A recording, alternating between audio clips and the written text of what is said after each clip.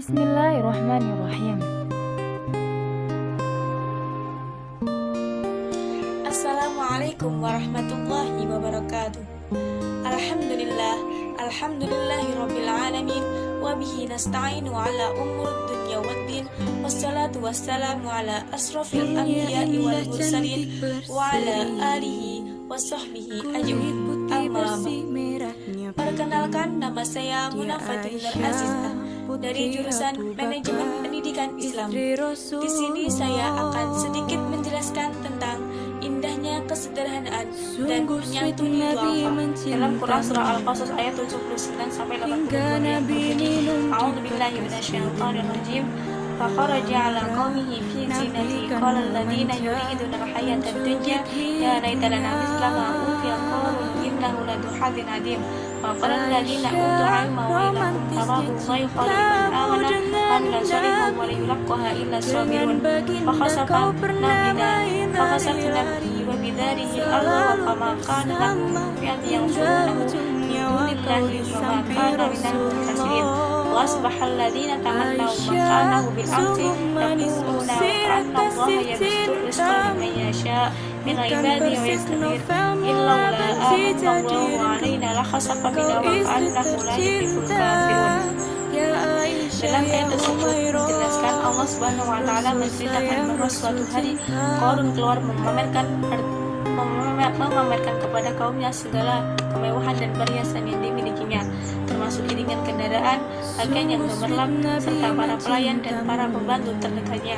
Menyikapi kekayaan yang dimiliki Qarun tersebut, terdapat dua golongan atau macam kriteria manusia. Yang pertama, golongan manusia yang berangan-angan mendapatkan kekayaan dunia seperti yang telah diberikan kepada Qarun, dan golongan kedua yaitu golongan manusia yang mensyukuri apa yang telah diberikan Allah kepadanya dan tidak berangan-angan memiliki kelebihan yang diberikan Allah kepada orang lain atau bersifat qanaah. Dari penjelasan di atas dapat disimpulkan bahwa kesombongan menyebabkan Allah murka. Qarun sombong karena merasa semua harta yang dimilikinya adalah hasil dari ayahnya sendiri. Bahkan ia tidak menganggap Allah sebagai pemberi karunia tersebut. Hal itu menjadikan dirinya ditenggelamkan bersama harta yang cukup banyak tidak mampu menyelamatkan diri dari azab Allah. Oleh sebab itu, kita dituntut untuk selalu mensyukuri semua karunia Allah. Jangan menganggap apa yang kita miliki adalah hasil jerih payah kita sendiri.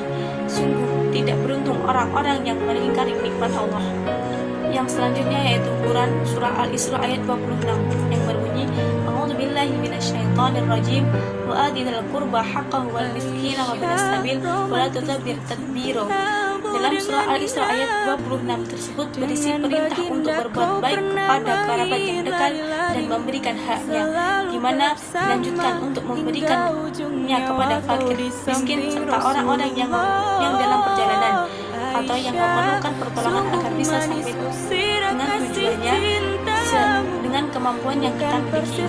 Yang selanjutnya yaitu Quran surah Al-Isra ayat 26 sampai 27. Quran surah Al-Isra ayat 26 yang telah dijelaskan tadi, di mana dalam ayat tersebut menjelaskan berisi perintah untuk berbuat baik kepada kerabat yang dekat dan memberikan pertolongan kepada orang yang membutuhkan. Sedangkan ayat yang ke-27 yang berbunyi, A'udzubillahi minasyaitonir rajim, innal mubadzirina kanu ikhwani syayatin wa kana syaitanu lirabbih kafura. Pada ayat tersebut juga dijelaskan pula larangan hidup boros. Boros atau tabdzir menurut Dr. Wahbah Zulaih adalah tindakan menggunakan dan membelanjakan harta tidak pada tempatnya. Pada ayat 27 dijelaskan bahwa pemboros adalah saudara-saudara setan. Hal itu menunjukkan bahwa boros harus dihindari. Jika seorang berlaku boros, dia termasuk saudara dari setan. Padahal setan adalah makhluk yang sangat ingkar kepada Allah Subhanahu wa taala. Yang selanjutnya itu Quran surah Al-Isra ayat 29 yang berbunyi, A'udzubillahi minasyaitonir rajim wa la taj'al yadaka maghlulatan ila unukika wa la tabsutha kulla basti fata'uda maluman mahsura.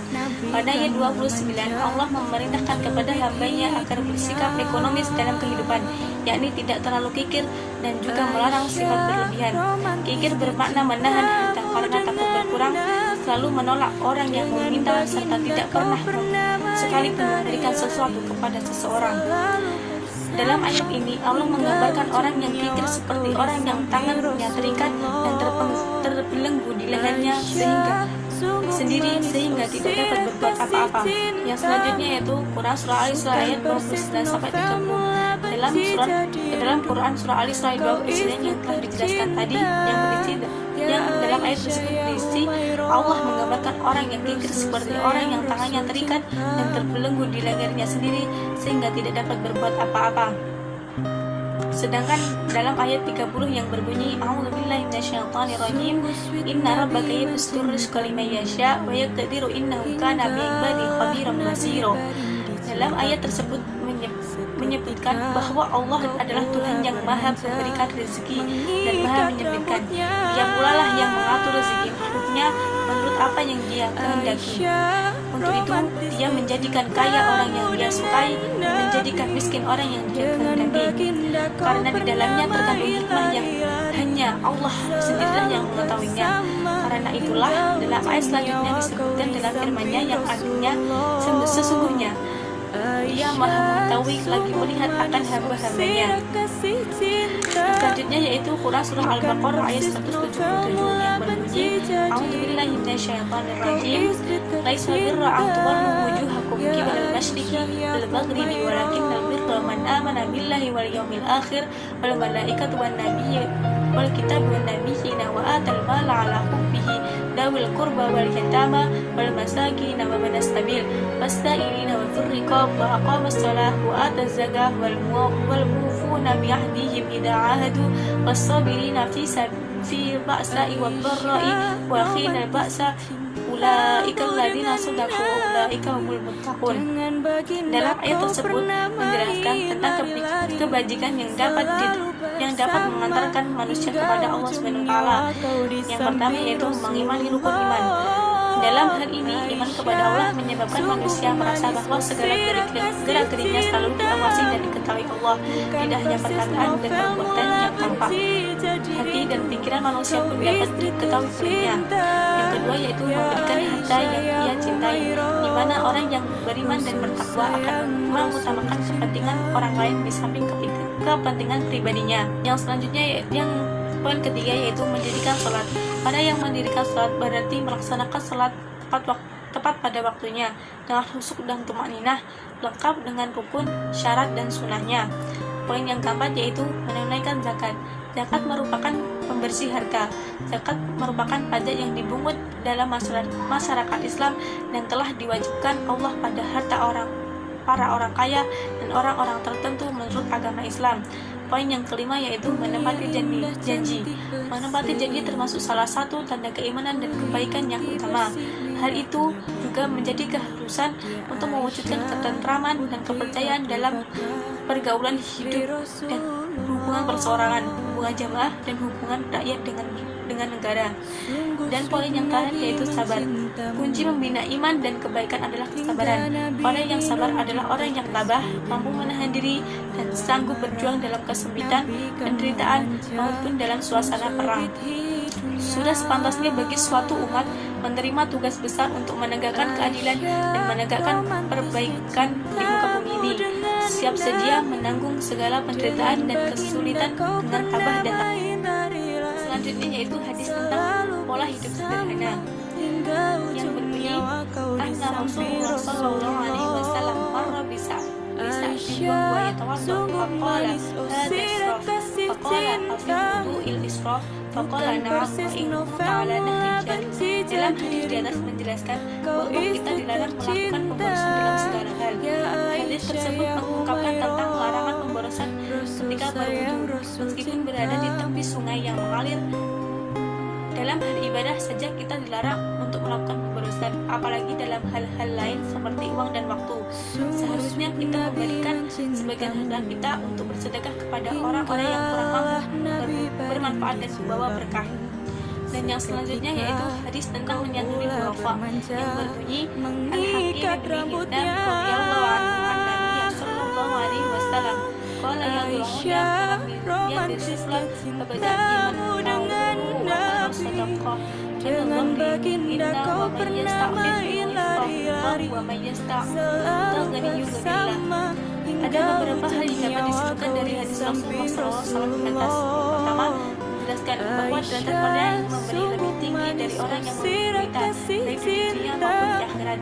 Yang kedua, orang yang wajib mendapatkan perhatian yang penuh. Yang pertama untuk disantuni adalah orang yang menjadi tanggungannya untuk mendapatkan nafkah darinya, yakni keluarga. Menafkahi keluarga lebih utama daripada bersedekah kepada orang miskin, karena menafkahi keluarga merupakan kewajiban, menguatkan hubungan kekeluargaan dan mensucikan diri. Dan yang ketiga yaitu hadis tersebut memerintahkan kita untuk berlaku yang wajar dan tidak boleh memaksakan kehendak. Dan yang keempat yaitu Rasulullah menganjurkan kita untuk menumbuh kembangkan sifat qanaah dan tawakal kepada Allah. Dalam hadis tersebut dijelaskan bahwa orang yang menjaga kehormatan diri akan mendorong dirinya untuk semakin bertawakal kepada Allah sehingga mendapat penjagaan dirinya. Orang yang merasa cukup dengan Allah adalah orang yang kaya. Orang kaya yang sesungguhnya walaupun penghasilannya sedikit, kekayaan tidak dapat diukur dengan banyaknya harta, tapi kekayaan hati. Kesederhanaan hidup Khalifah Umar bin Abdul Aziz radhiyallahu anhu.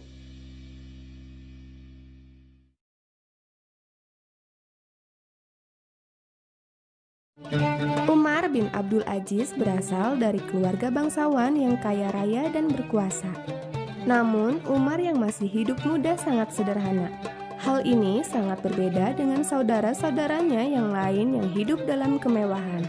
Sifat sederhana dan tidak serakah inilah yang dikuasai oleh khalifah saat itu, yaitu Sulaiman bin Abdul Malik. Akhirnya, ketika Sulaiman bin Abdul Malik sakit-sakitan, beliau menunjuk Umar bin Abdul Aziz sebagai penggantinya. Umar bin Abdul Aziz yang ditunjuk bukannya girang, beliau malah menangis sekeras-kerasnya karena sedih. Umar bin Abdul Aziz menangis karena membayangkan betapa beratnya tanggung jawab menjadi seorang pemimpin negara. Suatu ketika, saat beliau telah diangkat menjadi khalifah, datanglah seorang ulama untuk mengunjungi beliau. Ulama tersebut bernama Salamah bin Danar. Beliau adalah sahabat khalifah sejak dulu. Tak kala mendekati sang khalifah, beliau terkejut karena melihat perubahan fisik beliau. Badan beliau kurus, serta memperlihatkan keletihan yang luar biasa.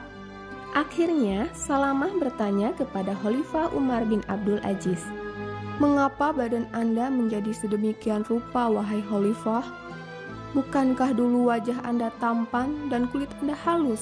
Khalifah pun menjawab, "Begitulah, aku memang telah berubah." "Lantas, apa yang menyebabkan Anda berubah?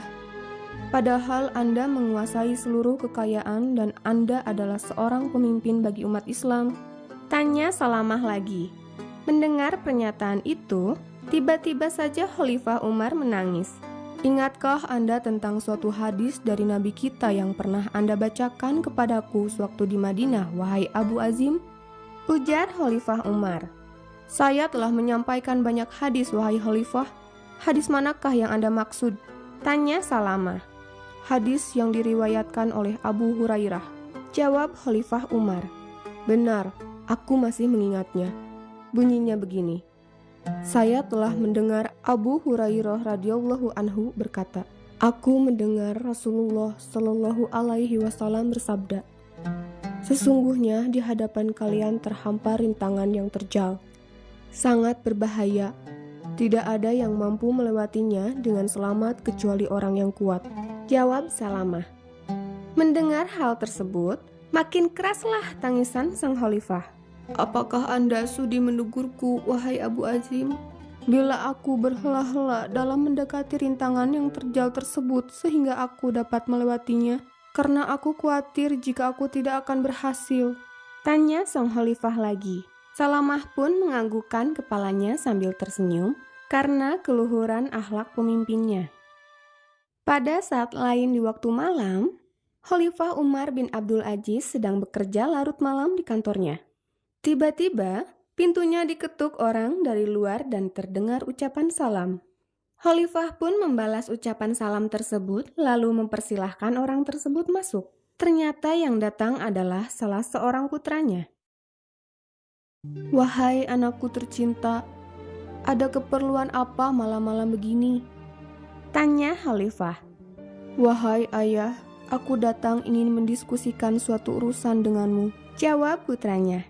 Apakah urusannya ada hubungannya dengan negeri ini atau urusan pribadi semata? Tanya Khalifah lagi. Wahai ayah, ini adalah urusan pribadi. Mendengar jawaban putranya, Khalifah Umar bin Abdul Aziz pun segera mematikan lampu sehingga ruangan itu menjadi gelap. Putranya heran melihat hal ini, lalu bertanya kepada ayahnya. Wahai ayah, mengapa engkau mematikan lampu? Anakku, minyak pada lampu ini dibiayai oleh uang kas negara.